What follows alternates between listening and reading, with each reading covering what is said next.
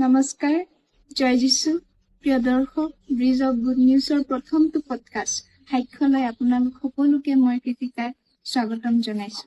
আজি নিজ সাক্ষ্য আমাৰ সৈতে সহবাস কৰিবলৈ মোৰ সৈতে উপস্থিত আছে প্ৰভু যীশুৰ পৰিচৰ্যাত থকা তথা প্ৰাক্তন পালক আমাৰ অতি শ্ৰদ্ধাৰ মৰমৰ আদৰৰ চন্দ্ৰ সিং মিলিক ডাঙৰীয়া। সৰুৰে পৰা পঢ়াত ধাউতি থকা ডাঙৰীয়াই সুখ্যাতিৰে পঢ়া শুনা কৰি অৱতীৰ্ণ হোৱাৰ লগে লগে গীতা, ভাগৱত, পুৰাণ পঢ়ি শেষ কৰিছিল তেওঁ পঢ়ি থকা অৱস্থাতো। এজন যন্ত্ৰ অভিযন্তা হিচাপে কৰ্মৰত দেশৰ বিভিন্ন প্ৰান্তত ফুটবল খেলি জয়ী হোৱা ডাঙৰীয়াই সত্য ঈশ্বৰক জনাৰ আগ্ৰহেৰে কাশী, মথুৰা, বৃন্দাবন ঘূৰি ফুৰিছিল। সেই সময়তে প্ৰভু যীশু খ্ৰীষ্টক কেনেকৈ তেওঁ পালে, প্ৰভু যীশুক পাই তেওঁৰ জীৱনত যি ঈশ্বৰ বিচাৰি পোৱাৰ সুখ, শান্তি, আনন্দ, আশীৰ্বাদ, প্ৰেম, ভৰপূৰতা তেওঁ পালে, লগতে চিলড্ৰেন মিনিষ্ট্ৰীৰ সৈতে চলাওঁতা হিচাপে সমাজলৈ তেওঁ যি সমাজ সেৱা আগবঢ়ালে, এই সকলো বিষয়বিলাক আমি ডাঙৰীয়াৰ মুখেৰে তেওঁৰ সাক্ষ্য আমি শুনোৱা হয়।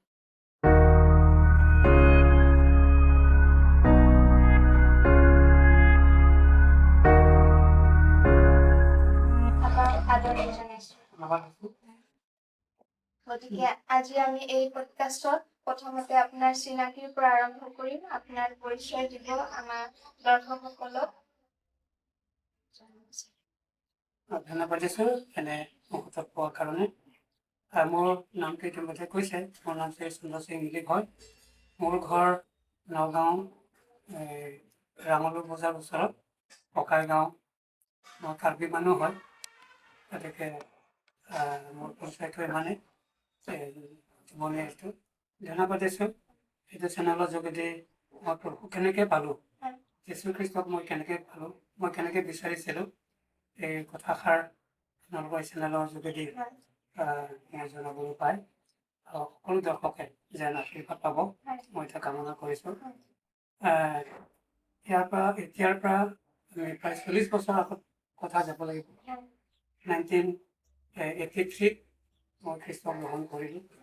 তাৰ আগতে মই ইয়াৰ বিষয়ে, যীশুৰ বিষয়ে মই জানিবৰ কাৰণে ঘূৰি ফুৰিছিলোঁ গোটেই অসমত, গোটেই ভাৰতবৰ্ষত। যিহেতুকে মই ক'ব লাগিব মোৰ মা জয়প্ৰী ৰহান্তি, তাই কৈছে যিহেতুকে মোৰ সৰুতে মোৰ দেউতা ঢুকাল, জাগৰমুক্ত কৰিবলৈ দেউতা ঢুকাল, সেইটো কাৰণে মায়ে আমাক কৈ আছে যে এনেকৈ আমাৰ এই কাৰ্বিৰ নিয়মতে গাহৰি, ছাগলী, মুৰ্গী এইবিলাক পূজা পাতলৰ যোগেদি আমাৰ মুক্তি নাপাব, উদ্ধাৰ নাপাব। গতিকে মই শুনিছোঁ যে যীশুখ্ৰীষ্টক বিশ্বাস কৰিলে বোলে এই পাপৰ পৰা আৰু এই পূজা পাতলৰ পৰা বোলে ৰক্ষা পাব। এই কথাটো যেতিয়া আমাক ক'লে মায়ে, সেইখিনি তাৰ আগতে মই যীশুৰ কথা বাদ দি মই গীতা, ভাগৱত, পুৰাণ, উপনিষদ, বেদ এইবিলাক মই পঢ়িছিলোঁ। তাৰপিছত কাশী, গয়া, বৃন্দাবন, মথুৰা এইবিলাকত মই ঘূৰি ফুৰিছিলোঁ। সত্য ঈশ্বৰ ক'ত আছে সেইবিলাকত মই গোটেই ঘূৰি তাৰপিছত 1979ত মই যেতিয়া কেলকাতাত কিতাপ এটা দেখিলোঁ, মাদাৰ টেৰেছা যিটো আশ্ৰমত গৈ পেলাই দেখিলোঁ, তাত যীশুৰ বিষয়ে দেখিলোঁ। তাৰপিছত তেতিয়া মোৰ মনে হেৰি কৰিলে, তেতিয়াহ'লে মই বাইবেল পঢ়িম। 1980 চনত মই বাইবেল কিনো, বাইবেল পঢ়াৰ তাৰপিছত মই বাইবেল পঢ়া আৰম্ভ কৰোঁ। 1980, 81, 82 এই 2-3 বছৰ মই যেতিয়া বাইবেল পঢ়ি যে সত্য ঈশ্বৰ, জীৱিত ঈশ্বৰ কোন হয় মই তেতিয়া গম পালোঁ, চিনি পালোঁ। এতিয়া আমাৰ মায়ে কথাটো ঠিকে আছে বুলি কৈ পেলাই তেতিয়া আমাৰ পৰিয়ালত সিহঁতে মোতকৈ ডাঙৰ 2জন ডাঙৰ দাদা আছে, তেওঁলোক বিবাহিত, গোটেই পৰিয়ালতে আমি এতিয়া দুখ হৈ আছে। মই দাদাহঁতক ক'লোঁ, বৰহঁতক ক'লোঁ, মায়ে যিটো কৈ থকা কথাটো এইটো সত্য হয়। গোটেই বাইবেলটো পঢ়ি চালোঁ যে যীশুখ্ৰীষ্ট সত্য জীৱিত ঈশ্বৰ হয়। তেওঁ বিশ্বাস কৰাবিলাক আমাৰ জাতি বা ভাষা বা একো লোকচান নহয়, ধ্বংস নহয়, কেৱল মই পৰিত্ৰাণৰ পথটো, মুক্তিৰ পথটোহে মই দিব।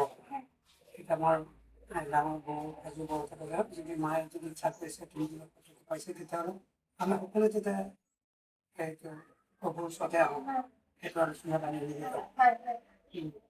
তেতিয়া 1983 চনত 7 আগষ্টত তেতিয়া শ্ৰীমন্ত বিভাগত চিনি ইঞ্জিনিয়াৰ কৰি আছিলোঁ তেতিয়া মই যেতিয়া এইটো বাক্যটো পালোঁ তেতিয়া খ্ৰীষ্টক গ্ৰহণ কৰিলোঁ 1983 চনত আগষ্টত গ্ৰহণ কৰিলোঁ বিশ্বাস কৰাৰ যোগেদি এতিয়া মোৰ জীৱনটো যেতিয়া পাঠ্যপুথিটো আপোনাৰ জীৱন বা সৰুকালৰ প্ৰভুক নোপোৱাৰ আগতে অলপ জনাব। হয় মোৰ আগত প্ৰভুক নোপোৱা জীৱনটোত বৰ অজ্ঞানতাৰ কাল বুলি মই ধৰি লৈছোঁ সঁচাকৈ যীশুৱে কৈছে মই জগতৰ পোহৰ যিজনে মোৰ পোহৰত কৰে তেওঁ আন্ধাৰৰ পৰা মুক্ত হয় সঁচাকৈ মই যেতিয়া যীশুৰ বাইবেলৰ যোগেদি বাইবেল পঢ়ি যেতিয়া পালোঁ তাতে বাইবেলতে এষাৰ পালোঁ যে ঈশ্বৰক ভয় কৰাটোৱেই জ্ঞানৰ আৰম্ভ এই কথাটোৱে মোৰ মনটো ধৰি লৈছে মোৰ জীৱনৰ কথাটো তেতিয়াহ'লে মই কোন হয় মই নিজকে তেতিয়া চিনি পালোঁ মই আগতে কুম্ফু কাৰাতে মই শিকিছিলোঁ আৰু মই বজ্জাত গুণ্ডা টাইপত আছিলোঁ দুষ্ট টাইপত আছিলোঁ মাৰপিট কৰা ফুটবল খেলিছিলোঁ গোটেই ভাৰতবৰ্ষত ফুটবল খেলিছিলোঁ আৰু এইটো সময়তে ফুটবল খেলাতে বহুত অনুকূলি যাওঁ কাৰোবাক মাৰোঁ কিবা বস্তু কেতিয়াবা হেৰি কৰিলোঁ চিনেমা চাওঁ চিনেমা হলতে মাৰপিট কৰোঁ মই যেতিয়া নগাঁও কলেজত পঢ়িছিলোঁ হয়তো পলিটেকনিকত পঢ়িছোঁ তেতিয়া বিৰাট মানে মই এজন বুলি ভাবিছিলোঁ আৰু কিন্তু মই যেতিয়া প্ৰভু বাক্য যেতিয়া পালোঁ যে ঈশ্বৰক ভয় কৰাটোৱেই জ্ঞানৰ আৰম্ভ তেতিয়াই মই ভাবিলোঁ মই নিচিনা মূৰ্খ মানে নাই যে জ্ঞান মোৰ হোৱাই নাই মই ঈশ্বৰক জনাই নাই মই ঈশ্বৰ আছে নে নাই বুলি নাজানো কিন্তু এতিয়া ঈশ্বৰক ভয় কৰাটোৱেই জ্ঞানৰ আৰম্ভ তেতিয়াহ'লে ঈশ্বৰ কোন আছে তেতিয়া মই বিচাৰিব ধৰিলোঁ এনেকৈ পাৰোঁ সত্য ঈশ্বৰ জীৱিত ঈশ্বৰ সেইটো কাৰণে ঈশ্বৰক নজনা কালত মানে অজ্ঞানতাৰ কাল বুলি কয় তাতে বাইবেলত এটা পাইছোঁ যে অজ্ঞানতাৰ কালত ঈশ্বৰে সহ্য কৰিলে বুলি কৈছে ধৈৰ্য ধৰিলে বুলি আৰু সেই অজ্ঞানতাৰ কালৰ পৰা ঈশ্বৰে আমাক মন পালন কৰি পোহৰ ৰাস্তালৈ আমাক আহ্বান কৰে সময় দিছে বুলি কৈছে আৰু সেইটো সময়ৰ কাৰণে নেকি মই প্ৰভুৰ বাক্যটোৰ যোগেদি মই খ্ৰীষ্টৰ পোহৰ এই জীৱনটো মই পালোঁ আপোনাৰ পৰিয়ালত প্ৰথম আপোনাৰ মায়ে পাইছিলে যীশুক হয় যীশুৰ পোহৰটো মায়ে প্ৰথমতে পাইছে আমি বিশ্বাস কৰাটো গ্ৰহণ কৰাটো আমি মায়ে আৰু মই গৈ পেলাই গুৱাহাটীত একেলগে ল'লোঁ তাৰপিছত গোটেই পৰিয়ালটো খ্ৰীষ্টৰ ওচৰত আহিছে আৰু আপুনি পঢ়ি আছে নাই মই তেতিয়া চাকৰি কৰি আছোঁ ইলেক্ট্ৰিচিটি বৰ্ডত তেতিয়া মই জুনিয়ৰ ইঞ্জিনিয়াৰ কৰি আছোঁ তাৰপাছত আপুনি তাতে গৈ প্ৰথম যীশুক গ্ৰহণ কৰিলে হয় তাতে 1983 চনত 7 আগষ্টত ৰেভাৰেণ্ড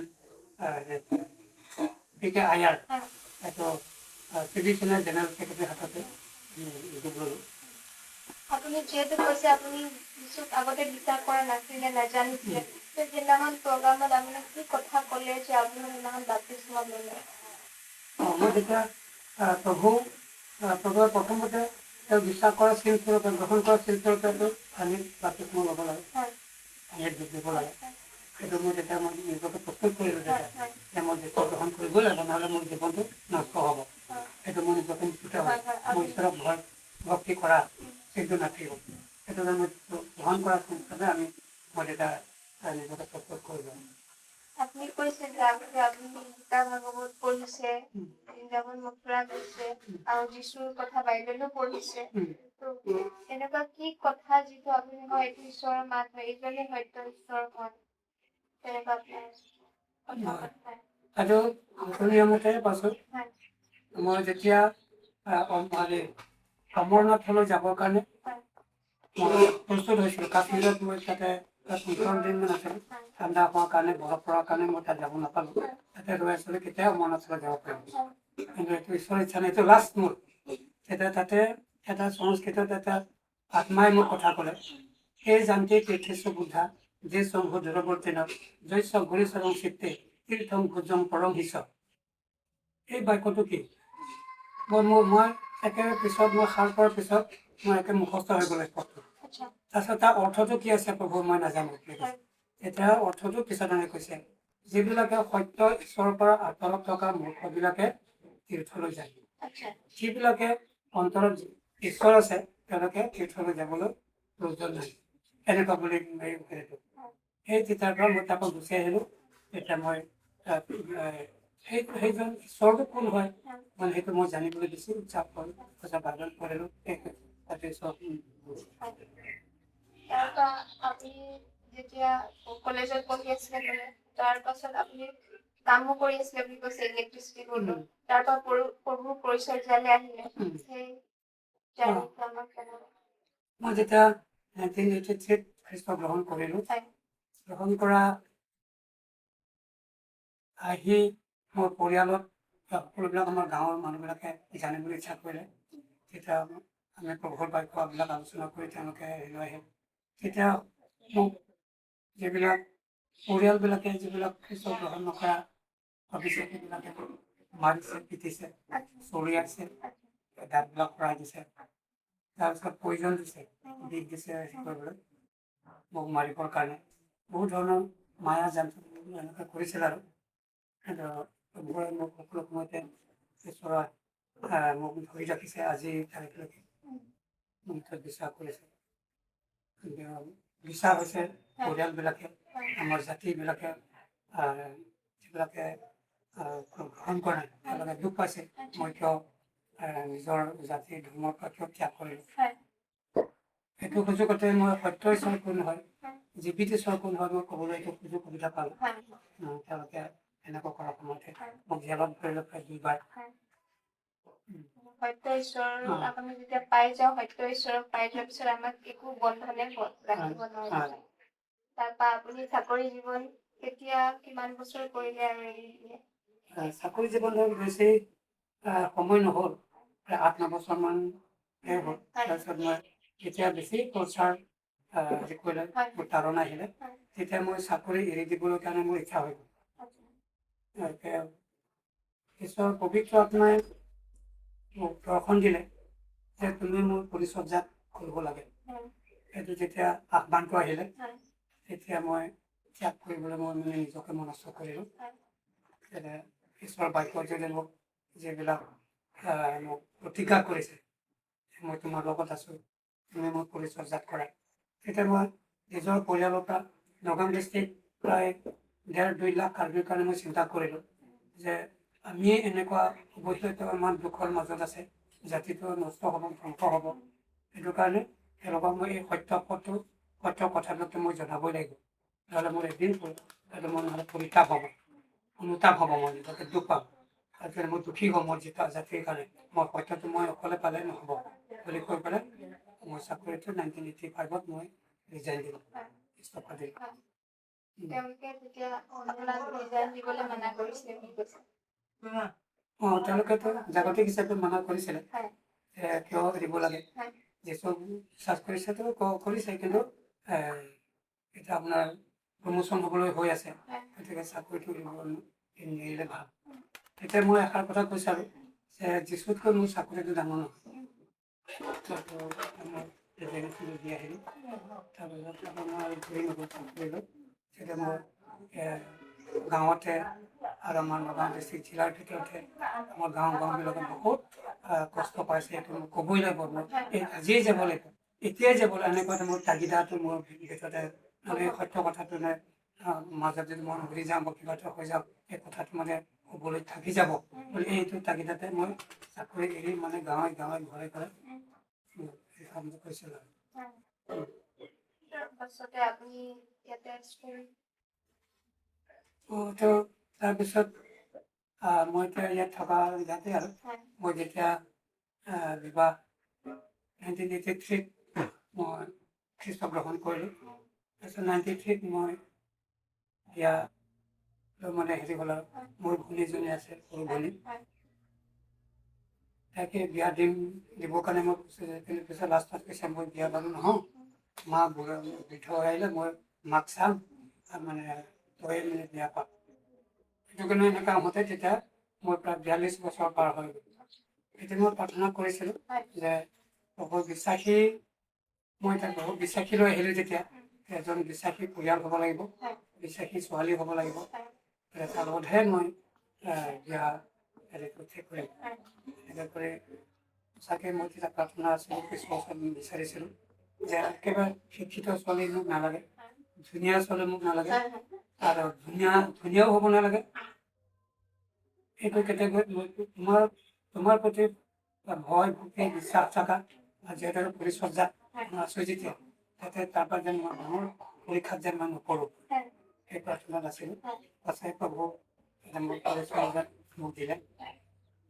আপুনি কেনেকে গম পালে যে বাইদেউকে ঈশ্বৰে আপোনাৰ কাৰণে ৰাখিছে, যেতিয়া বাচিছিল কেনেকে লগ পালে, কেনেকে গম পালে প্ৰভুৱে মোক এওঁৰ কাৰণে ৰাখিছে? আমাৰ যুৱক যুৱতীবিলাকৰ কাৰণে মই প্ৰাৰ্থনাত আছিলোঁ। গোটেই অসমতে মই গৈছিলোঁ। নগাঁও বাপ্তিষ্ট কনভেনশ্যন তাতে নিহাং কাৰ্বি বাপ্তিষ্ট য'তে ত'তে গৈছোঁ। এষাৰ কথা কিন্তু জোচেফ কৈছে যে চন্দ্ৰ, তুমি যেতিয়া আমাৰ সংগী বিচাৰিবা তেতিয়া তুমি একেবাৰে তোমাৰ মনৰ মতে ঈশ্বৰৰ ওচৰত তুমি খুজিবা, ঈশ্বৰৰ পৰা তোমাক হেৰি কৰিব, তোমাক হেৰি কৰিব। সেইটো কাৰণে মই প্ৰাৰ্থনাত আছিলোঁ। গোটেই অসমত ঘূৰি ফুৰিছোঁ যদিও মই এইটোৱেই প্ৰাৰ্থনা যে প্ৰভু তোমাৰ প্ৰতি ভয় ভক্তি সেই ছোৱালী মোক দেখুৱাই দিব। তাৰপিছত 1993 ফেব্ৰুৱাৰীত এইটো বইঠালাংছত নিজাং বাপ্তিষ্ট এছ'চিয়েশ্যনত তাতে মোক স্পীকাৰ হিচাপত মাতিলে। তাত মাতি তাতে গোটেই প্ৰভু বাক্য শেষ হোৱাৰ পিছত শুক্ৰবাৰ শনিবাৰ দেওবাৰ দিনাখন তেতিয়া যিটো পৰিয়ালৰ লগত এতিয়া মই সম্পৰ্ক কৰিলোঁ, সেইটো শুক্ৰবাৰ দেওবাৰ গধূলামত কৈছে আমাৰ ঘৰতে যাব, তাৰপৰা খাই বৈ আপুনি বইঠালাং কৰি পেলাই ঘৰলৈ যাব পাৰিব। সেইটো সময়তে ৰাতিটো মই তাত থাকিলোঁ। তাতে মই এতিয়া দুজনী লগ পালোঁ, তেওঁলোকৰ পৰিয়ালবিলাকো বড়ো পৰিয়াল হয়।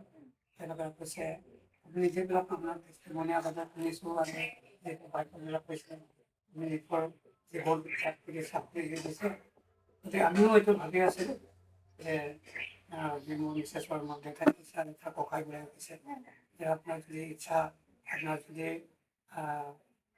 ইচ্ছা আছে তেতিয়া আমাৰ সেইখিনিৰ লগত আমি দিব বিচাৰোঁ, তেনেকুৱা হ'ব। এতিয়া মই কৈছোঁ মইতো বিয়া ছোৱালী বিচাৰিবলৈ অহা নাই, বহুত বাহিৰৰ কাৰণে আহিছোঁ। কৈছে হ'ব, এতিয়া কথাটো যিকোনো এটা কথা কৈ যাম। এতিয়া মই সময়ত মোৰ ওচৰত আছিলে গোটেইবিলাকে আলোচনা কৰা কথাটো মই কেনেকৈ নক'ব, এতিয়া মোৰ ঘৰটো দেখা নাই, মোৰ ঘৰ মাটি বাৰী নাই বুলি ক'ব পাৰি, মোৰ ঘৰ বনোৱা নাই, মই চাকৰি কৰিছোঁ হ'লে মোৰ ঘৰ বনোৱা নাই, আৰু বিশেষকৈ মোৰ দেউতা সৰুকালতে ঢুকাৰ কাৰণে আৰু দেউতাই এনেকৈ মাটি বাৰীও তেনেকৈ ঠিক কৰি যোৱা নাই, কিন্তু মই মাটি বাৰী নাই, বিয়া পাতিবলৈ মানে মোৰ সম্ভৱ নাই। গতিকে আৰু এতিয়া সময়ত মোৰ বিয়া পাতি পতা সমস্যা এটা হ'ব। তেওঁলোকে কৈছে যে ঘৰটো পিছত হ'ব, বিয়া বাৰুটো হয়তো ঈশ্বৰে ঠিক কৰিব, সোনকালে পাতাটো ভাল। আৰু য'তে ত'তে গ'লোঁ, মোৰ বয়সটো লৈ পেলাই মানুহবিলাকে কয় নাই এতিয়াতো তুমি এতিয়া ডেকা হৈ আছা নহয়, তুমিতো এইটো পৰীক্ষা দিলে তুমি ফেইল হৈ যাব, এনেকৈ হৈ যাব, তেনেকৈ হৈ যাব, সেইবিলাকো কয়। কিন্তু মই বিশ্বাস কৰিছোঁ নাই, ঈশ্বৰে যদি মোক ক'ৰবাত যদি ঠিক কৰি থৈছে তেতিয়া মইতো পামেই, সেইটো আশাতে মই হেৰি কৰিছোঁ। তেতিয়া তাতে সেই কথাটো তেওঁলোকে সহজে হ'ব বুলি ক'লে। ঘৰত আহি পেলাই তেওঁলোকে মই ঘৰত নজনাকৈ তেওঁলোকে আহি পেলাই আগতে ঠিক যে আমি কৰিলোঁ, সেই তেতিয়া এইবাৰ সেইটো ঠিক হৈ গ'ল। আমাৰ যুৱক যুৱতীসকলে যিসকলে বিয়াৰ কাৰণে সাজু হৈছে বা বয়স হৈছে, প্ৰস্তুত হৈছে, তেওঁলোকক আপুনি কি মেছেজ দিব? কেনেকে বিচাৰিব, কেনেকৈ প্ৰস্তুত হ'ব? আমি খ্ৰীষ্ট বিশ্বাসী পৰিয়াল হিচাপে, মাক দেউতাক হিচাপে, যুৱক যুৱতী হিচাপে আমি প্ৰথমতে বাইবেল পঢ়িব লাগে। বাইবেলত কি আদেশবিলাক আছে চব নিজৰ জীৱনটো সলনি এজন মানুহ বনাই দিয়া কথাবিলাকতো বাইবেলত আছে। এজন যুৱক যুৱতী এটা পৰিয়াল, খ্ৰীষ্টৰ পৰিয়াল, খ্ৰীষ্টৰ জীৱন। হয়তো যেনেকৈ মই আগতে বাইবেল পঢ়ি পেলাই পালোঁ যে ঈশ্বৰক ভয় কৰাটোৱেই জ্ঞানৰ আৰম্ভ। গতিকে সেই ঈশ্বৰক ভয় কৰা মানে তেতিয়া বিয়া বাৰু কিবা কিবি সকলো ক্ষেত্ৰতে তাত আহি যায়। আৰু তাতে বিবাহৰ ক্ষেত্ৰতো তেনেকৈ বহুত জেগাত আহি গ'ল যে কৰিম কিতাপত আছে তেনেকৈ যে বিয়াটো পাতিব লাগে, কিন্তু প্ৰাৰ্থনাৰে বিচাৰিব লাগে বুলি কৈছে। যুৱক যুৱতীবিলাকে প্ৰাৰ্থনাৰে বিচাৰিব লাগে।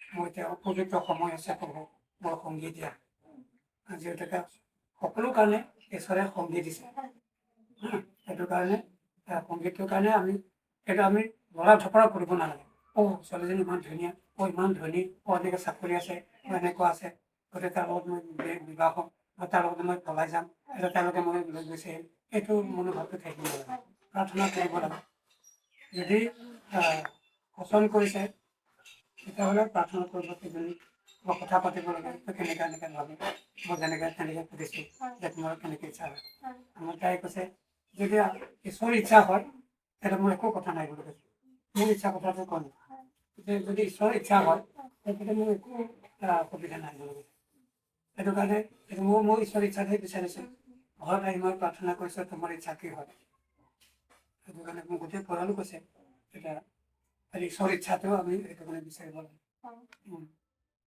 আৰু জীৱনটো সেইকাৰণে আমি লৰা ঢপৰা কৰা জীৱন নহয় খ্ৰীষ্টৰ পৰিয়াল ল'ৰা ছোৱালীবিলাকে যাতে চব যুৱক যুৱতীৰ কাৰণে বাইবেলত লিখা আছে কেনেকৈ জীৱন যাপন কৰিব লাগে যুৱক জীৱনটো ঈশ্বৰৰ বাক্যৰ যোগেদি আমি জীৱনটো কেনেকৈ খোজ দিব লাগে সকলোবিলাকে বাইবেল পঢ়িলে তেতিয়া জীৱনটো কেনেকৈ ব্যৱহাৰ কৰিব পাৰে কেনেকৈ জীৱনটো লৈ চলিব লাগে সেইটো মই ক'ব বিচাৰোঁ এতিয়া বাইবেলটো পঢ়িব লাগে নন খ্ৰীষ্টান মানুহবিলাকো বাইবেল পঢ়িবলৈ কম হয় মই নন খ্ৰীষ্টান জীৱনতে মই বাইবেল পঢ়িলোঁ হয়তো মানে বিয়া বাৰু কথা মই ল'ৰা ছোৱালী কেনেকৈ ডাঙৰ দিব লাগে সকলো মই অখ্ৰীষ্টান জীৱনতে বাইবেলৰ যোগেদি চব পালোঁ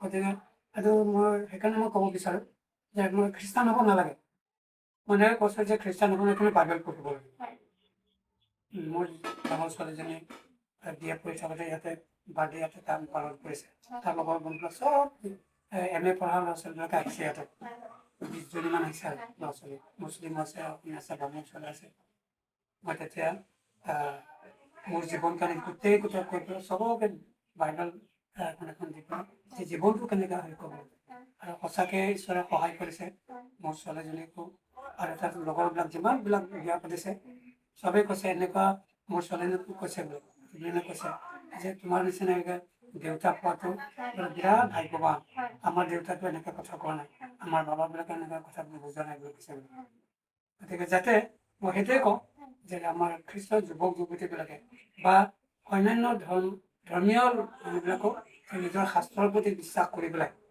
যে জীৱনটো মূল্য আছে আমি আপোনাৰ জেললৈ আপুনি যাব লগা হৈছিলে বুলি আমি শুনিছো সেই সময়খিনিৰ কথা আমাক অলপ জনাব কেলে যাব লগা হৈছিলে আৰু তাতে কি হ'ল কিমান দিন থাকিব লগা হ'ল তাতে আপোনাৰ অভিজ্ঞতা সেইখিনি আমি অলপ শুনিব বিচাৰোঁ জেললৈ যাব লগা হ'ল এনেকৈ হ'ব পাৰে বুলি মই ভাবোঁ আৰু মানে যেতিয়া মই খ্ৰীষ্টক গ্ৰহণ কৰিলোঁ বিশ্বাস কৰি পৰিয়ালবিলাকো তেতিয়া মোক ফল' কৰি মোক অনুসৰণ কৰি পেলাই খ্ৰীষ্টতে একেলগে মৰিম বুলি কৈ পেলাই তেনেকুৱা গ্ৰহণ কৰিলে তাৰপিছতে আমাৰ যিবিলাক গাঁৱৰ মানুহবিলাকে বা ওচৰ পাঁজৰ বস্তুখিনি সেইটো প্ৰলোভন কিবা এটা প্ৰলোভন দিছে বা কিবা সিহঁতক চলাইছে এনেকৈ বুলি তেওঁলোকে দিছে কোৰ্টত চবে দৰখাস্ত দিলে যে মুছলিমবিলাকে খ্ৰীষ্ট ধৰ্মৰ হেৰি কৰিবৰ কাৰণে হেৰি মানুহবিলাক প্ৰলোভন দিছে এনেকৈ বা দিছে বুলি কৈছে সেইটো কাৰণে তেওঁলোকে আহি মোক থানাত দি পেলাই তেতিয়া মই তাতে থাকিলোঁ 4-5 দিনমান থাকিলোঁ হেৰি থানাৰ নগাঁও দুবাৰ ৰাখিছিলে আৰু প্ৰথমবাৰ 7 দিনমান ৰাখিলে তাৰপিছত আকৌ 3 দিন ৰাখিলে তেনেকৈ কৰিব নালাগে কৰিলে বেয়া হ'ব বুলি কৈছে প্ৰচাৰ কৰিব নোৱাৰে কাকো কোনো কৈছে মই কাকো নকওঁ যিবিলাকে জানিব বিচাৰে কিন্তু তেওঁলোকক ক'ব লাগিব যিবিলাকে পৰিত্ৰাণ মুক্তি উদ্ধাৰ পাব বিচাৰে তেওঁলোকক জনাব লাগিব ক'ব লাগিব সেইটো মই ক'ম সেনেকৈ পেলাই মই কৈছোঁ আৰু মোক এৰিবৰ কাৰণে খ্ৰীষ্টত বিশ্বাসৰ পৰা এৰিবৰ কাৰণে তেওঁলোকে বহুত জুলুম কৰিছিলে আৰু ধমকি দিছিলে যেতিয়া এইটো সময়তে এটা গীত আছিলে আৰু মই গান গাইছিলোঁ যে কেৱল পৰিত্ৰাণ যে যীশু খ্ৰীষ্টক বিশ্বাস কৰাটো এৰিবলৈ কাৰণে নহয়, এৰা ধৰা বা কিবা মন গ'লে এৰি দিলে এইটো নহয়। গতিকে মই তেওঁলোকক পুলিচবিলাকক কৈছিলোঁ এটা কথা যে ভাৰতবৰ্ষতো গণতান্ত্ৰিক দেশ, এজন ব্যক্তিৰ মানে 18 বছৰৰ পিছত তেওঁ ধৰ্ম সলনি কৰিব পাৰে। যি ইচ্ছা যিটো ধৰ্ম ভাল পায় সেইটো গ্ৰহণ কৰিব। সেইকাৰণে মই গ্ৰহণ কৰিছোঁ, এইটো মই বিচাৰি পাইছোঁ, খ্ৰীষ্টতে মই বিচাৰি পাইছোঁ, বাইবেলতে বিচাৰি পাইছোঁ। গতিকে সেই পৰিত্ৰাণটো মই তেওঁলোকক যীশুতে মই পৰিত্ৰাণটো পালোঁ, মুক্তি উদ্ধাৰটো পালোঁ, শান্তি পালোঁ, আৰু জীৱনৰ শান্তিটো মই তাতে পালোঁ। পাপৰ ক্ষমা এইটো আৰু প্ৰেমৰ কথাটো মই তাতে ঈশ্বৰৰ যিটো প্ৰেম তাতে এটা বাণীত লিখা আছে যে কাৰণ ঈশ্বৰে জগতক ইমান প্ৰেম কৰিলে যে একে পুত্ৰকে এই জগতলৈ দান কৰিলে, যিজনে তেওঁক বিশ্বাস কৰে তেওঁ নষ্ট নহয় কিন্তু অনন্ত জীৱন পায়। তাতে বহুত কথা মই তাতে পালোঁ যে ঈশ্বৰৰ যিটো প্ৰেম, মানৱ জাতিলৈ যিটো প্ৰেম, তেওঁ কৈছে যে কাৰণ ঈশ্বৰে জগতক ইমান প্ৰেম কৰিলে, জগতখন সকলোকে আমাক প্ৰেম কৰিছে, যিজনে বুলি কৈছে, সেইটো কাকো নাম ধৰি কোৱা নাই, কোনো ধৰ্মৰ কথা কোৱা নাই। তেওঁ বিচাৰে অনন্ত জীৱন দিবলৈ সেইকাৰণে আহিছে, আমাক নষ্ট হ'বৰ কাৰণে। আমাৰ কালচাৰটো, আমাৰ কলা সংস্কৃতি, আমাৰ ভাষা এইবিলাক নষ্ট কৰিবৰ কাৰণে তেওঁ আমাক বেছি শক্তিশালী কৰিবৰ কাৰণে তেওঁ আহিছে। এইটো কথা মই গম পালোঁ। সেইটো কাৰণে মই যীশু খ্ৰীষ্টক গ্ৰহণ কৰিলোঁ আৰু তাতে আমাক মই তেওঁলোকৰ লগত মই সেইটো কথাটো বুজাব তেওঁলোকে কি ক'লে? তেওঁলোকে পিছত যেতিয়া মই যেতিয়া সংবিধানৰ কথা ক'লোঁ যে 18 বছৰ আগত আমি হেৰি কৰিব পাৰে, আমাক কৰিব নোৱাৰে, ধৰ্মৰ নামত কোনো হেৰি নহয়। আৰু তাতে তেওঁলোকক ক'লোঁ যে খ্ৰীষ্টটো ধৰ্ম নহয়, ধৰ্ম প্ৰচাৰ কৰিবলৈ আনে। তেওঁ বিশ্বাস কৰি আমাক যিটো মন পালোঁ, তাৰমানে আমাক পৰিত্ৰাণ মুক্তি উদ্ধাৰ দিবৰ কাৰণে হৈছে। সেইটো বিশ্বাস কৰিব, সেই বিশ্বাসটো সেই আমাক দিবলৈ আহিছে, আমাক ধৰ্ম সলনি কৰিবলৈ দিয়া নাই। আমাৰ কাৰ্বি যিটো ধৰ্ম আছে সেইটো ধৰ্মই থাকিব, কিন্তু বিশ্বাসটো কিন্তু আমাক সলনি কৰিব দিছে। এইটো বিশ্বাসৰ পৰা এইটো বিশ্বাস কৰি স্থানান্তৰ কৰিবৰ কাৰণে, পৰিৱৰ্তন কৰিবৰ কাৰণে আহিছে। মই তেওঁলোকক এনেকৈ কৰোঁ, সেইটো ভাবি আপুনি যেতিয়া জেলত থাকিব লগা হৈছিলে তেতিয়া তেওঁলোকে কিবা আপোনাক গালি শুনিবা একো কৰা নাই, এইটোৱে ফৰ্চ কৰিছে, তাৰপৰা আপুনি এৰি দিয়ক, সমাজে আপোনাক ভাল পাব, গাঁওখনে ভাল যাব। মোৰ ওচৰত সমাজ ভাল পোৱাটোৱে ডাঙৰ কথা। সমাজে আমাৰ জীৱনটো উদ্ধাৰ কৰিব নোৱাৰে, বা কোনোবা ব্যক্তিয়ে আমাৰ আত্মা শৰীৰ জীৱনটো আমাক উদ্ধাৰ কৰিব নোৱাৰে, পাপৰ পৰা ক্ষমা কৰিব নোৱাৰে, ধৰ্মও ক্ষমা কৰিব নোৱাৰে। মই তেতিয়া তাতে এটা কথা কৈছিলোঁ, এইটো তেওঁলোক ভাল পাইছে বেয়া আছে নাজানো, মই কিন্তু মই ধৰ্মক বেয়া পাওঁ বুলি কৈ দিলোঁ। তেওঁলোকে কৈছে তুমি ধৰ্মক বেয়া পাবলৈ হয়, মই খ্ৰীষ্টান হয়, খ্ৰীষ্টান যদি ধৰ্ম হয় তেতিয়া মই খ্ৰীষ্টান ধৰ্মও বেয়া পাওঁ। কেলৈ? ধৰ্মত আৱেগ আছে, আৰু ধৰ্মত অহংকাৰ আছে, দুৰ্নীতি আছে, এনেকে বুলি ক'লো। ধৰ্মটো এটা আৱেগ আছে, যিহেতু ধৰ্মৰ আৱেগতে আজি ধৰ্মত এটা হেৰি হয়, উদ্ধৱ বিগ্ৰহ হয়। তাৰপিছত অহংকাৰ আছে, মই হিন্দু ধৰ্ম, খ্ৰীষ্টান ধৰ্ম, সেইকাৰণে খ্ৰীষ্টানটো কিন্তু যীশু খ্ৰীষ্টক কিন্তু ধৰ্ম দিবলৈ হয়, এনেকে বুলি ক'লো। সেইকাৰণে খ্ৰীষ্ট আমাক ধৰ্ম দিবলৈ হয়, আমাক মুক্তি উদ্ধাৰ পথ, সত্য ঈশ্বৰৰ পথটো কোন আছে, পাপৰ সমাজত ক'ত আছে, আমি যে পাপী হয় সেই পাপটো জনাবৰ কাৰণে সেইটো গম পালোঁ, আৰু এইকাৰণে মই তেনেকুৱা কৰোঁ। আপুনি যেতিয়া জেলত আছিলে তেতিয়া আমি বহুলোকে, প্ৰায় অসমৰ বহুলোকে জনাই এটি বহুত খ্যাত গীত পৰিত্ৰাণ গীতটি গাইছিলে, গীতটি আমি এটাই শুনিব বিচাৰিছো আপোনাৰ পৰা। পৰিত্ৰাণ পৰিত্ৰাণ পৰিত্ৰাণ পৰিত্ৰাণ পৰিত্ৰাণ যিচুতে পাওঁ, এনে নাম ক'তো নাই পাবলৈ, পৰিত্ৰাণ যিচুতে পাওঁ। পৰিত্ৰাণ পৰিত্ৰাণ পৰিত্ৰাণ পৰিত্ৰাণ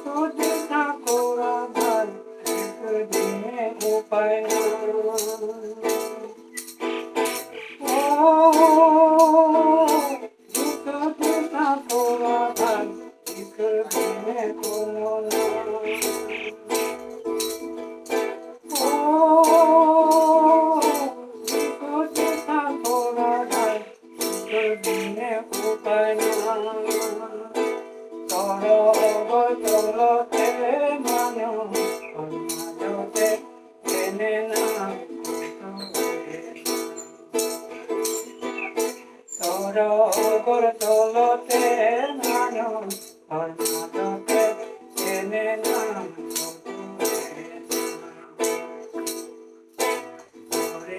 Puritan, Puritan, Puritan, Puritan, Puritan, Jesus Tepa.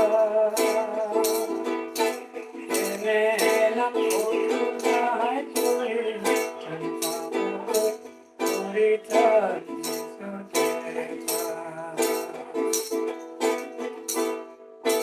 Oh, utara se Jesus Sakura etia. Oh, mukia se Jesusan, Sakura etia. Oh, utara se Jesusan, Sakura etia.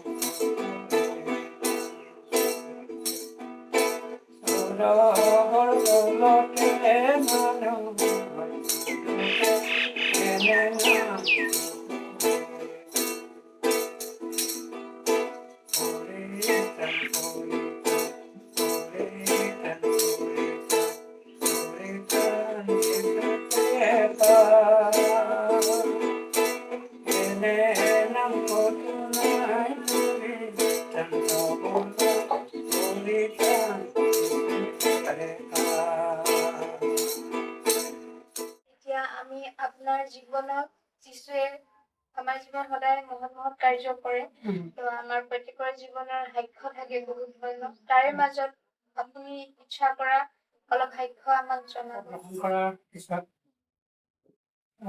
বিশেষকৈ জীৱনৰ সাক্ষ্যটো হ'বলৈ থাকে আৰু এই সাক্ষ্যৰ কাৰণে ঈশ্বৰে আমাক মাতে প্ৰত্যেকজনকে বেলেগ বেলেগে মাতিছে মোক ঈশ্বৰে মাতাটো মোক মনোনীত কৰাটো আৰু মোক বাছি লোৱাটো মই এনেকৈ ভাবিছোঁ আৰু যে মোৰ যিটো মোৰ মানুহবিলাকে আগতে মৰম কৰিছিলে আগতে ভাল পাইছিলে আগতে যিটো আদৰ স্নেহ কৰিছিলে কিন্তু সঁচাকৈ কিছু গ্ৰহণ কৰাৰ পিছত অলপ পৰিৱৰ্তনটো হয় বিশেষকৈ এটা সমাজৰ পৰা আৰু এটা সমাজ যলৈ আগবাঢ়িছে যিটো সমাজ সমাজ নাই বিশেষকৈ আমাৰ যিটো আমাৰ গোটেই জাতীয় সমাজটোৰ পৰা ওলাই গৈ পেলাই যিটো সমাজ গঢ়িবলৈ যাব সেইটো সমাজত মানুহ নাই বা ঘৰ পৰিয়াল নাই গতিকে সেইটো মাছ গঢ়াটো কষ্ট আছে বিশেষকৈ যিটো আমাৰ পুৰণা সমাজ মানুহবিলাকৰ তেওঁলোকৰ আৱেগ আছে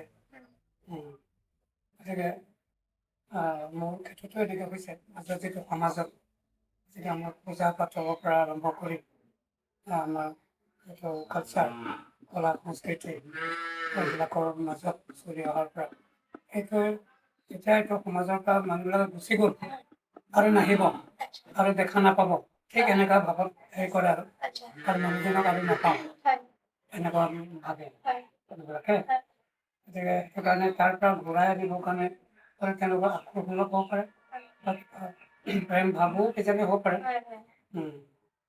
কিছুমানে আৱেগতে মানে দুখ দিব বিচাৰে কষ্ট দিব বিচাৰে কষ্ট পেলাই মানুহজন ঘূৰি আহিব বুজিব কিয় এইটো সমাজত থাকে এইটো সমাজত কিয় সেইটো লগত সেইটো ধৰ্মৰ সেইটো কাম গ্ৰহণ কৰে সেইটো কাৰণে আমাৰ পৰিয়াল হিচাপে সামাজিক হিচাপে অঞ্চলৰ বন্ধু বান্ধৱ এইবিলাক খুব মানে প্ৰত্যেকজনে শিক্ষয়িত্ৰী মানে বেলেগ বেলেগে ক্ৰিয়া কৰে কৰ্ম ক্ষেত্ৰতো তেনেকৈ আছে এনেকুৱাৰ মাজতে তাকে দুই এটা ক'বলৈ লৈছোঁ যেনিবা বিশেষকৈ আমাৰ এনেকুৱাকে আমাৰ গীৰ্জাঘৰটো বনাই থোৱা পিছতে তেওঁলোকে এইটোৱে গীৰ্জাঘৰটো ভাঙি লৈ বঢ়াই দিলে। আৰু চব যিবিলাক বিচাৰে সেই ঘৰবিলাকত মই এক প্ৰকাৰ জ্বলাম এও কৈছে ট্ৰেইনিং এনেকৈ কৈছিলে। সেইটো কাৰণে যিকেইটা পৰিয়ালে গ্ৰহণ কৰা পৰিয়ালবিলাকত ফৰক ফৰক হৈ গ'ল। সঁচাকৈ যদি ঘৰটো জ্বলাই দিয়ে পৰি দিয়ে হেৰি কৰি দিয়ে আমাৰ কি হ'ব এনেকুৱা ভুল হ'ল নেকি কিবা হ'ল নেকি বুলি পটকৈ এটা আহি যায়। এনেকৈ বিশেষকৈ থিৰে থাকিলে যিহেতুকে খ্ৰীষ্ট গ্ৰহণ কৰা মানে আৰু উঠি যাবলৈ নহয়, ঘূৰি যাবলৈ নহয়। এনেকুৱা বিজয় মনেৰে যদি গ্ৰহণ কৰিছে বিশ্বাস কৰিছে তেতিয়াহ'লে এইবিলাক ধাৰণা কৰাটো এনেকৈ আমাক পৰীক্ষা বা গুৰি কৰে দিলেও মনটো আনন্দ পাব। যেনেকৈ মোক অৰ্গেনাইজ এটা চাকৰি ৰেজিগনেশ্যন দিবলৈ গৈছোঁ কিয় মানে ইমান ভাল চাকৰি দৰমহা থকা চাকৰি অলপ এটা প্ৰমোশ্যন হ'ব কিয় এৰিব লাগে যীশুখ্ৰীষ্টনো কি আছে বহুত টকা পাব নেকি এইটো এটা মোক কথা হেৰি বিচাৰোঁ। সেইকাৰণে তাতো নিজৰ মনটো এতিয়া কৈছে যে মই যীশু গ্ৰহণ কৰিলে যেতিয়া মোৰ যীচুতকৈ এটা চাকৰিটো ডাঙৰ নহয় সেইটো এটা লৈ পেলাই গুচি আহিলোঁ। গীৰ্জাঘৰ বনালোঁ। গীৰ্জাঘৰ বনাওঁতে এতিয়া গীৰ্জাঘৰ ভাঙি দিলে, গীৰ্জাঘৰ জুই জ্বলাই দিলে। তাৰপিছতেও মন বিচাৰটো গীৰ্জাঘৰে জ্বলাইছে ভালকৈ বনাব পাৰি। এই ভাল কষ্ট কৰি আকৌ গৃহটো আকৌ মই মনৰ গৃহটো আচল গতিকে হাতেৰে বনোৱা গৃহটো জ্বলিব জ্বলাব এদিন ভাল হ'ব। সেইটো বিশ্বাসত চিৰে থাকিলোঁ। যাদু মন্ত্ৰ কৰি মোক মাৰিবৰ কাৰণে তেওঁলোকে বিচাৰিছিলে। এনেকৈ মন্ত্ৰণা কৰি পেলাই মোক বাটত আগুচি পেলাই মোক মাৰি খুচি পুতি থ'বলৈ বিচাৰিছে। আৰু তেওঁলোকে পৰা নাই নোৱাৰিলে। তাৰপিছত মোৰ খুৰা যদিও হয় পৰিয়ালত তেওঁ খ্ৰীষ্ট গ্ৰহণ কৰিবলৈ গোটেই গাঁৱতো গোটেই পৰিয়ালটো নষ্ট কৰিলে পবিত্ৰ কৰিবলৈ চলি আছে। যিটো তাত চৰত তাত লাভ কৰিব এনেকুৱা কৈছে হয়তো প্ৰয়োজন দিশ দিছিলে মোৰ প্ৰয়োজনীয়তা মাৰিবৰ কাৰণে আৰু প্ৰয়োজনীয়তা মই গম নাপাওঁ খাই দিলে। তাৰপিছত খাই দিয়াৰ পিছত লাহে লাহে কাহ হোৱাৰ পিছত মোৰ মাতটো নাইকিয়া হ'ল প্ৰায় 6-7 বছৰ ধৰি। পিছত গৈ প্ৰাৰ্থনা কৰি মই যেতিয়া সপোনত দৰ্শনত মই নিজৰ হাতেৰে মুখৰ পৰা চুলি উলিয়ালোঁ। চুলি টুকুৰা পানী ওলাইছে আৰু আছে বুলি কৈছে বৰ্তমানো আছে নেকি তেনেকৈ মই মাতোঁ এতিয়া হেৰি হৈছিলে এনেকুৱা আহে মাৰিবৰ কাৰণে তেওঁলোকে খাপ পাতিছিলে আৰু দা কথা লৈ পেলাই। কিন্তু মই যেনেকৈ অকলে আহিছোঁ কিন্তু সিহঁতে মোক দুজনমান আছে বুলি কৈছে। কোন হয় মইতো নাজানো। তাৰপিছত কৈছে তোৰ লগত কি আছে যাদু আছে নেকি তোৰ লগত মানুহ তিনিজন দুজন ঘূৰি থাকে তোৰ লগত মানুহ তিনিজন দুজন ঘূৰি থাকে ফুৰি থাকে বুলি কয়। নিশ্চয় আপুনি ঘূৰি থাকিলে আপোনাৰ লগত আৰু বেলেগ মানুহ দেখা পায়। বেলেগ মানুহ এজনে বেলেগ মানুহবিলাকে দেখা পায় মোৰ লগত দুজন মানুহ আছে আৰু তৰোৱাল লোৱা দেখিব মই বন্দুক লোৱা দেখিব বডি গাৰ্ড নিচিনা এনেকে দেখিব বোলে। সেইটো কাৰণে ঈশ্বৰ যে মোৰ লগত আছে আৰু মই বিশ্বাস কৰে ঈশ্বৰ যে ঈশ্বৰ হয় সঁচা ঈশ্বৰ হয় সত্য ঈশ্বৰ হয় ৰক্ষা কৰা ঈশ্বৰ হয় মই বিশ্বাসত দৃঢ় হৈ আহি থাকে। এদিন তেওঁলোকে মোক মাৰিবৰ কাৰণে খাপ পিটি লৈছিলে। পিছত তেওঁলোকে দেখিলে মোৰ লগত দুজন মানুহ আছে পিছত মোক মাৰিব নোৱাৰিলে। আপুনি কেনেকে গম পালে আপোনাক মাৰিবলৈ খাপ পিটি থৈছিলে? তেওঁলোকে যেতিয়া সেইটো দেখি পেলাই সিহঁতে ভয় খাই পেলাই তেওঁলোকে বিশ্বাসত আহিলে যে বিশ্বাস কৰা ঈশ্বৰটোৱে সঁচা ঈশ্বৰ নেকি লগত থকা ঈশ্বৰ নেকি বুলি কৈ পেলাই তেওঁলোকে এদিন খ্ৰীষ্টলৈ আহিলে। নিজে স্বীকাৰ কৰে যে আমি আপোনাক যেতিয়া মাৰিব বিচাৰো আপোনাক তেনেকা অত্যাচাৰ কৰিব বিচাৰো তেতিয়া আপোনাৰ লগত দুজন মানুহ অনবৰত দেখা থাকে আমি দেখা এনেকে বুলি তেওঁলোকে স্বীকাৰ কৰিছে।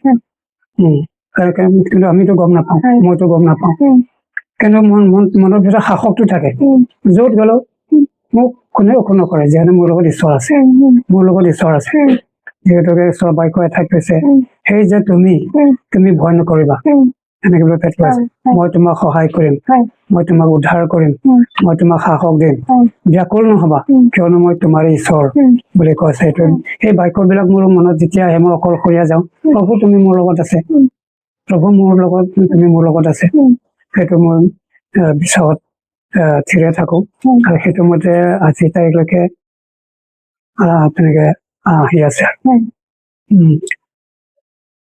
তাৰপিছতে আপুনি কৈছিলে যাদু মন্ত্ৰ কৰিবলৈ আপোনাক কিবা মানে প্লানিং কৰিছিলে, তাৰপৰা আপুনি ৰাতিৰ ভিতৰতে মৰি যাব এনেকুৱা কিবা কৈছিলে। হয়, সেইটো এটা হয়, হাঁহি উঠা কথা হয় নিচিনা, আৰু মিছা নেকি বুলি ভাবে, সঁচা নে মিছা হব কথাটো, কিন্তু সিহঁতে পিছত নিজে সাক্ষ্য দিলে খ্ৰীষ্ট গ্ৰহণ কৰাৰ পিছতে। এদিন উপায় নাই, মোক সাপেটি মাৰিব নোৱাৰিলে, গীৰ্জাঘৰ জ্বলাই দিও তাক হেৰি কৰিব নোৱাৰিলে, গতিকে তাক হেৰি কৰিম, যাদু মন্ত্ৰ দি তাক মাৰি পেলাম, সেইটো তেওঁলোকে থিৰাং কৰিছিলে। গোটেই গাঁৱৰ মানুহবিলাকে তেওঁলোকে ঠিক কৰিলে, এজন মানুহ ইয়াৰ পৰা 4-5 কিলোমিটাৰ মান দূৰ হ'ব, সেইটো গাঁৱত তেওঁলোকে ঠিক কৰিছে, তাৰ লগত কথা পতা হ'ল, বোলে এনেকে এনেকে কথা, তাৰ কাৰণে একো চিন্তা কৰিব নালাগে, হেৰি মোৰ মন্ত্ৰত সেই 2 ঘণ্টাৰ ভিতৰতে মৰি যাব, এনেকে বুলি তেওঁ ইঞ্চুৰেঞ্চটো দিছিলে। আৰু তাৰপিছত তেতিয়াহ'লে ঠিক আছে, কি দিব লাগিব, কৈছে মোক 5,000 টকা দিব লাগিব টকা হিচাপে, আৰু মোক চোলা দিব লাগিব, গেঞ্জি দিব লাগিব, ধুতি দিব লাগিব, মানহানি কিবা মানুহ হিচাপে। সেইটো কাৰণে তাক দিয়া হ'ল, দিনবাৰ ঠিক কৰা হ'ল। তাৰপিছত তেওঁ আহিল, সেইদিনা ৰাতি কৈছে এই পূজাটো 12 বাজিৰ পিছত হয়, 12 বাজি আৰু 1 বাজিৰ ভিতৰতে হ'ব, গতিকে এইটো কলা ছাগলী লাগিব, তাৰপিছত কলা মুৰ্গী লাগিব, আৰু তাৰ নামত হেৰি মূৰ্তি এটা বনাব, খেৰেদি মূৰ্তি বনাব লাগিব, মূৰ্তি বনাই তাৰপিছত গাঁত খান্দি তাতে জীয়া মুৰ্গী ৰাখিব, আৰু ছাগলীৰ মাথাটো ৰাখিব, আৰু এই মূৰ্তি যিটো তাৰ নামত যিটো মূৰ্তি খেৰ দি বনোৱা আছে, সেইটো তাত পুতিব লাগিব, আৰু জীয়া মুৰ্গীটো পুতি দিয়াৰ পিছত মাটি ঢাকি দিয়াৰ পিছত সি যিমান সময় জীয়াই থাকিব, সেইটো সময়ত সি চটফটাই থাকিব, মিলি চটফটাই থাকিব, পিছত মুৰ্গীটো মৰা মানে মানুহজনেও লগে লগে মৰিব, এনেকে বুলি কৈছে। তাৰপিছত 12 বাজিৰ পিছত পূজাটো সি ঠিক ঠাক কৰি পেলাই গুচি গ'ল। তাৰ যিটো ছাগলীৰ যিটো ডাঙৰ ছাগলী আছিলে, আমাৰ নিজৰে ছাগলী আছিলে, মুৰ্গী আমাৰ ছাগলীহঁতে আমাক পাথৰ চাথৰ পেলাই আমি ঘৰ ভিতৰত সোমাই থকা অৱস্থাতে এইবিলাক চব তেওঁলোকে চুৰ কৰি লৈ গ'ল। চুৰ কৰি সেইটো দি আকৌ আমাক মাৰিবৰ কাৰণে পূজা হেৰি কৰিছে। সেই ছাগলীৰ মাংসটো কৈছে যে তোমালোকে এই মাংস দি মদ পানী খাই থকাৰ পহৰা দি থকা গোটেই ৰাতিটো, আৰু 2 বাজিৰ পিছত মিলেকটো মৰিব, আৰু গোটেই ঘৰখন সিহঁতে কান্দা কুটা হ'ব, তেতিয়া তোমালোকে আনন্দ কৰিবা। সেইটো মতে তেওঁলোকে গোটেই ৰাতিটো যে আজি মৰিবই বুলি তেওঁলোকে হেৰি কৰাৰ নিচিনা আৰু শ্লোগান দিছিল। আৰু তাৰপিছত আমি ৰাতি শুই থাকিলো, ৰাতিপুৱা সাৰ পালো, উঠিলো, সিহঁতকো দেখিলো, সিহঁতে আমাক দেখিলে, কি হৈছে আমিতো নাজানো, সিহঁতে আকৌ মিটিং পাতিলে, কেৱল মানুহটো মৰা নাই, গোটেইবিলাক এজনো হোৱা নাই, ৰাতিটো সিহঁতৰ কান্দা গোটাই নাই, ব'ল তাৰ ঘৰলৈকে যাওঁ, খবৰটো ল'বলৈ যাওঁ, কিয় আমাক এনেকে হেৰি কৰিব, মানুহ বিলাক আনি পেলাই। সেইমতে তেওঁলোকে 4-5 জনে চাইকেল লৈ পেলাই 4-5 কিলোমিটাৰ তাৰ গাঁৱলৈকে গ'ল, ঘৰলৈকে গ'ল, গৈ তাৰ ঘৰলৈ গৈ তাৰ গাঁৱত সোমাওতে তাৰ ঘৰ পোৱা আগতে মানুহবিলাকে জুম পাতি কথাবিলাক কৈছিলে, তাৰ ঘৰৰ সন্মুখত মানুহবিলাকে হেৰি হৈছে, জুম পাতি আছিলে, কথা বতৰা পাতিছে। সুধিলে বোলে যে কি হৈছে বুলি কৈছে, বোলে এই পূজাৰীজন যে এই পূজা ৰাতি ক'ৰবাত পূজা কৰিবলৈ গৈছে, তাৰ পৰা ৰাতি আহি পেলাই শুই থাকিলে, এতিয়া ৰাতিপুৱা 8-9টা বজালৈকে সাৰি পোৱা নাই, মৰি থাকিল মানুহটো, তেতিয়া সিহঁতৰ চেতনাটো আছে, এনেকাও হৈছে। গতিকে মোকে মাৰিবৰ কাৰণে তেওঁলোকে যিটো প্লান লৈছিলে, আঁচনি লৈছিলে, পৰিকল্পনা কৰিছিলে, কিন্তু সেই পৰিকল্পনাটো যিজন পূজাৰী হয় সেইজনে মৰি থাকিলে। ঠিক পিছতে এইবিলাক গম পালো। হয়। তাৰ পৰাই মোৰ এটা দৃঢ় বিশ্বাস হয়। যে মই বিশ্বাস কৰা ঈশ্বৰটো সঁচা ঈশ্বৰ হয় হয়। আৰু পৰিত্ৰাতা ঈশ্বৰ হয় উম। আৰু সকলো বেয়া কৰ্মৰ পৰা মানে মুক্তি দিয়া উদ্ধাৰ কৰা ঈশ্বৰ হয়। উম। আৰু বেছি মোৰ দৃঢ় বিশ্বাস হৈ গ'ল যীশুৰ লগত থাকিলে হয়। সকলো বিপদ আপদৰ পৰা যে ৰক্ষা কৰে। হয়। কৈছে যে মোৰ নামেৰে তোমালোকে অপবাদ পাব, উম। তোমাক মাৰিব, পিটিব, চৰিয়াব, ঘুচিয়াব, উম। বিনা কাৰণত জেল ভৰাব। উম। সঁচাকে আৰু মই সেই জীৱন আজিলৈকে মই সাক্ষ্য দিব পাৰিছো, হয়। দিব পাৰিছো এইটো কাৰণে তেওঁ কোৱা মতে। সেইকাৰণে মই এতিয়া অনুভৱ কৰো সঁচাই তেওঁৰ কথা মতে, তেওঁ বাক্য কোৱা মতে, বাইবেলত কোৱা মতে যে মোৰ নামেৰে বুলি কৈছে, যীশুৰ নামেৰেহে মই 1983, 84, 85 চনৰ পৰা যিবিলাক ধাৰণা পাইছো মই আনন্দৰে গ্ৰহণ কৰিছো, বিশ্বাসতে যে তেওঁলোকে জানি কৰা নাই, নাজানি পেলাই কৰিছে, সেইটো মই ধৰি লৈছো। তেওঁলোকক মই ক্ষমা কৰিছো আৰু যিসকলে শুনে সকলোকে যেন আশীৰ্বাদ থাকিব। প্ৰভু যীশু সকলোকে আশীৰ্বাদ যেন কৰক আৰু এই চেনেলটো যেন যোগেদি বহুত মানুহে যেন জীৱন পাব, সত্য বাক্যবিলাক পাব আৰু উৎসাহ পাব যাতে ঈশ্বৰক পাবলৈ হলে কি কৰিলে ভাল হ'ব।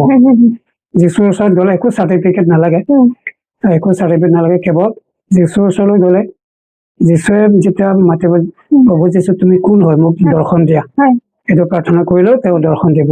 উত্তৰ দিয়া ঈশ্বৰ হয়, মনে মনে থকা ঈশ্বৰ নহয়।